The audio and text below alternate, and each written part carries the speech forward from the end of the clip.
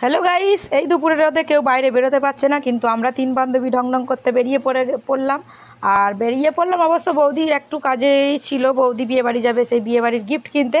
তাও আবার তারকেশ্বর থেকে ধনেখালি আশিক জুয়েলার্স। এই আশিক জুয়েলার্স খুব ফোনে ভিডিও দেখছি, আর বৌদিদের বাপের বাড়ির ওখানে বৌদি চেনে।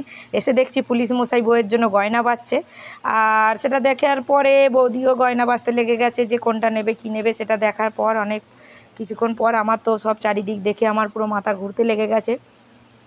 ফাইনালি ডিসাইড হয়ে গেল, একটা পলা বাঁধানো নিল, আর এই যে বৌদির বিল সই হচ্ছে, ঠিক এরম বাক্সে দিয়ে দিয়েছে, আর আমরা ব্যাগে ভরে নিয়ে চলে এলাম।